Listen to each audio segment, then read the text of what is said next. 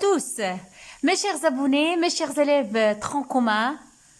Soyez les bienvenus. J'espère que vous êtes en bonne et parfaite santé. Tout se passe bien pour vous. Donc, une nouvelle capsule, un nouveau terme. Comme vous voyez, on est toujours en train d'étudier les propriétés physiques du sol. À savoir, un petit rappel, la texture. Vous vous rappelez de la texture? C'est quoi la texture? C'est le pourcentage en argile, en sable et en limon qui se trouve dans le sol. Comment peut-on la déterminer? Par le triangle de texture. J'ai déjà expliqué ça. On a pris aussi la notion de la texture du sol. C'est quoi la structure du sol? C'est quoi la structure du sol, mes chers élèves? Eh bien, la structure du sol, c'est la manière dont les éléments du sol sont liés. C'est le mode d'assemblage des constituants du sol. Si vous vous rappelez, on a vu la structure compacte, on a vu la structure glomérulaire, ou bien je peux la nommer fragmentaire, ou bien granuleuse. On a vu aussi la structure particulaire. Un autre terme qu'on a étudié, la porosité. Vous vous rappelez de la porosité du sol? Mais c'est at-turba. Qu'est-ce que c'est la porosité du sol? Donc, c'est quoi? C'est les espaces vides qui se trouvent dans les sols. C'est les lacunes, c'est les pores qui se trouvent entre les particules du sol. Je peux la définir, c'est comme le volume de l'ensemble des pores du sol qui est occupé par l'eau, c'est-à-dire les éléments liquides, et par les éléments gazeux. On a travaillé la porosité. Si vous vous rappelez très bien, la dernière capsule, qu'est-ce que j'ai fait avec vous? La perméabilité. Al-nafadiyya. C'est quoi la perméabilité? C'est la capacité d'un sol de laisser passer l'eau. D'où des couches supérieures vers les couches inférieures. C'est la vitesse par laquelle l'eau s'infiltre du sol du haut vers le bas. Aujourd'hui, on va étudier notre caractéristique du sol physique qui est la capacité de rétention d'eau, comme abréviation CPR. C'est quoi? C'est la capacité de rétention d'eau. قدرة الماء على الاحتفاظ بالتربة. ما هي قدرة الاحتفاظ بالماء? C'est quoi la capacité de rétention d'eau? Mes chers élèves, il correspond à la quantité d'eau retenue par le sol.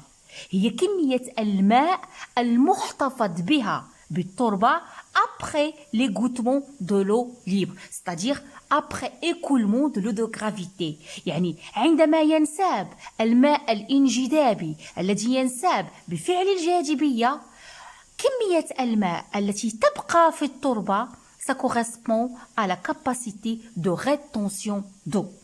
Je peux la définir, c'est le volume d'eau retenu dans le sol. C'est le volume d'eau retenu dans le sol. حجم الماء المحتفظ به في التربة qui ne s'écoule pas. لا ينساب, qui ne circule pas. Aussi, c'est la quantité d'eau retenue par le sol.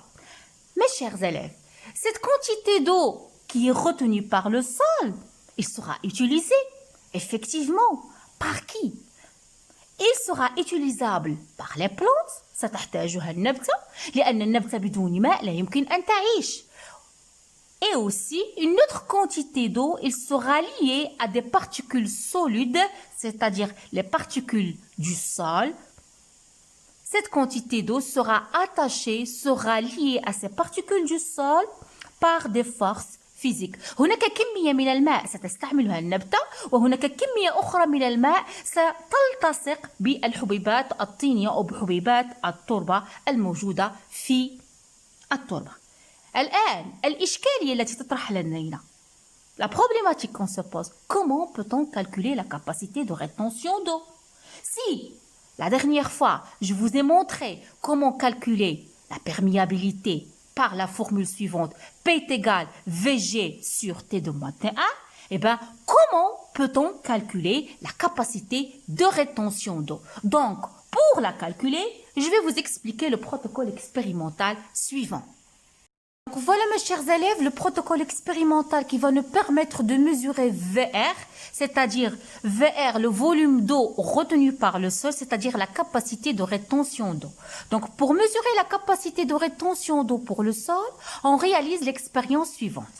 On sèche des échantillons du sol, c'est-à-dire يجب أن نقوم بتجفيف عينات من التربة pendant 24 heures à l'étuve. اوكي على l'étuve فرن يعني نقوم بتسخينه ونقوم بتجفيف التربة حتى تفقد كمية الماء الموجودة فيها à 105 degrés Celsius. Ensuite, on suit les étapes suivantes pour chaque échantillon du sol. C'est-à-dire on peut travailler selon 2 échantillons, 3 ça dépend. On met 100 grammes de l'échantillon du sol sec dans le tube A. Donc voilà, le tube A. Qu'est-ce que j'ai mis dans le tube A? Je mets 100 grammes du sol séché. Comme vous voyez, il y a ici un peu de coton. Il y a le robinet R2. Il y a un tube en caoutchouc. Tout ça lié à notre robinet R1. Ok?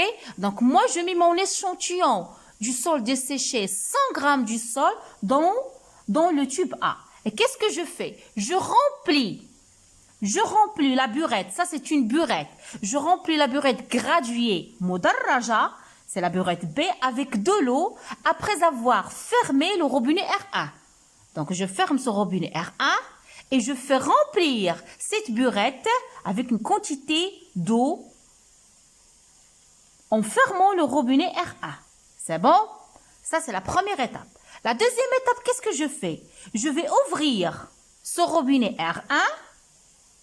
Je vais l'ouvrir et qu'est-ce qu'il va y avoir? L'eau que j'ai mis dans cette burette B, il va monter progressivement dans le sol. Et lorsque je vois que le niveau d'eau atteint la surface, c'est-à-dire عندما يصل الماء إلى التربة عينة من التربة التي وضعتها هنا إلى المساحة هنا كلها, lorsque le niveau d'eau atteint la surface, je ferme le robinet R1 et je vais noter le volume d'eau V qui est s'écoulé de B vers A. Comment? En regardant combien j'ai trouvé ici, parce que c'est une burette graduée. Deuxième étape de l'expérience, je vais retirer le tube de caoutchouc. Ce tube de caoutchouc, je vais l'éliminer du robinet R2.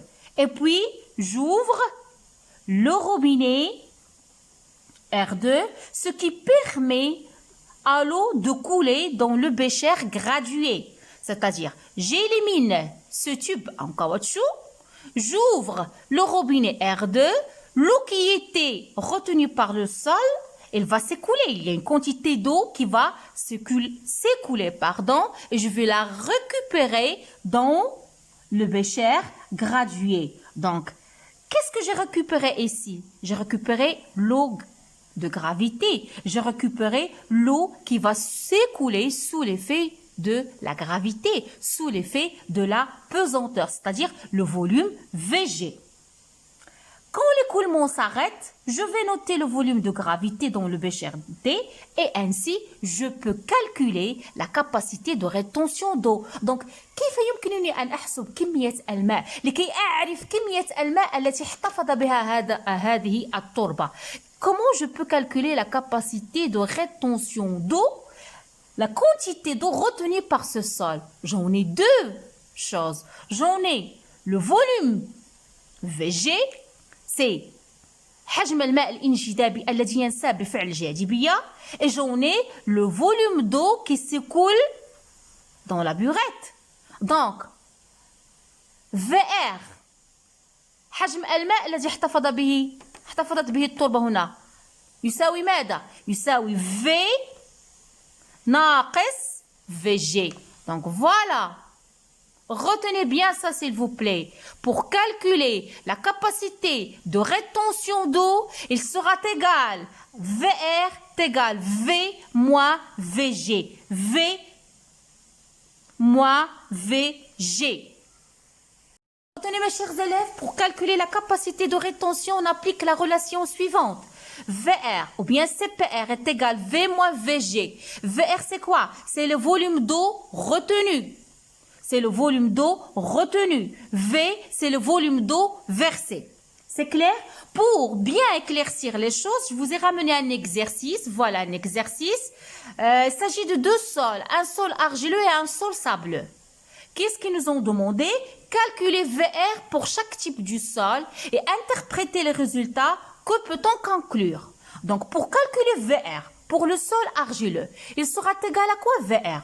Effectivement, il sera égal, regardez avec moi, je vais vous montrer. VR sera égal à V, ça c'est le sol argileux. VR sera égal à V moins VG. De la même manière pour le sol S2. Pour le sol sableux, VR est égal V moins VG. Combien j'en ai en V?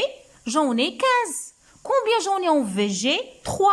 Donc 15 moins 3, ça va donner 12 millilitres. Pour le sol S2, V moins VG, ça veut dire 30 moins 25. J'aurai 5 millilitres. Ça, c'est pour le calcul. Pour l'interprétation, qu'est-ce qu'on peut dire? J'en ai deux sols. Oui, j'en ai le sol argileux, j'en ai le sol sableux. Comment est la capacité de rétention pour le sol argileux? Regardez, elle est très élevée. Le sol argileux, il a une très grande capacité par rapport au sol sableux. Voilà. Ça, c'est faisable. Vous ne devez pas faire des fautes dans cet exercice-là. Comparaison. Le sol argileux, il a une capacité de rétention égale à 2 qui est supérieure au sol sableux. Maintenant, on doit représenter une explication. Pourquoi? Pourquoi? Plus les particules du sol ont une taille fine, plus la capacité de rétention augmente. Retenez ça. L'argile, ce sont des particules qui sont très petites, très fines. Donc, comme vous voyez, elle retient d'eau. Donc, plus les particules du sol ont une taille fine, plus la CPR augmente. Et le contraire, pour le sable grossier, plus les particules du sol ont une grande taille, plus la capacité de rétention, comme vous voyez, elle diminue.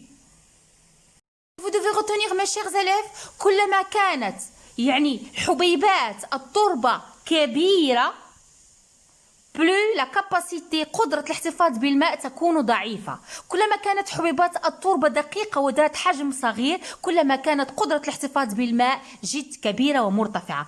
Plus la taille des composants du sol elle est grande, plus la capacité de rétention elle est très faible.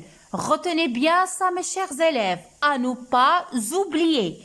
Les particules du sol, s'ils ont de petite taille, la capacité de rétention augmente. Si les particules du sol ils sont de grande taille, la capacité de rétention diminue. Donc, mes chers élèves, pour vous faciliter la tâche entre la porosité, la perméabilité, la capacité de rétention d'eau, j'ai réuni toutes ces notions-là dans un tableau pour que vous les compreniez très bien.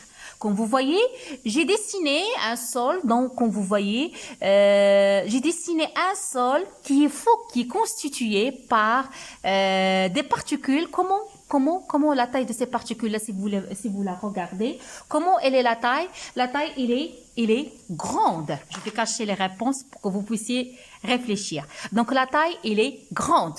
C'est clair? Donc, ce sol-là, il est caractérisé par des particules qui ont la taille grande, comme vous voyez. Lorsque les particules ont la taille grande, il y a quoi entre ces particules-là? Regardez, il y a quoi? Il y a un vide, il y a des pores, il y a des lacunes. هناك مسام التي تسمح بمرور الماء والغازات. إذن كيف ستكون المسام بالنسبة لها؟ ستكون جد مرتفعة. Très bien. La porosité, elle est très élevée. Donc, la perméabilité. Est-ce que l'eau, il va circuler facilement ou bien avec une difficulté? Raisonnons. Donc, vu qu'il y a un vide, vu qu'il y a des pores, des lacunes, donc la circulation d'eau sera très facile. Donc, comment il sera la perméabilité? Oui, il sera très élevé. Ce sol sera caractérisé par une perméabilité très élevée نفاذية جد مرتفعة. إذن عندما تكون المسامية مرتفعة والنفاذية مرتفعة فقدرة الماء على الاحتفاظ ستكون عكس هاتين الخاصيتين. يعني la capacité de rétention d'eau sera très élevée. Très faible, pardon. Si la porosité elle est très élevée, la perméabilité est très élevée, la capacité de rétention très faible. Ces deux variables varient dans le sens inverse. Passons à cette structure-là. Attendez, je vais régler un petit peu l'image. Oui, vous voyez. Donc, là, ce sol il est formé par des particules qui sont comment? Qui sont de petite taille, qui sont très fines. Donc, est-ce qu'il y a un espace? Est-ce qu'il y a des lacunes? Est-ce qu'il y a un espace entre ces deux particules? Non. Donc, comment est la porosité? La porosité sera très faible.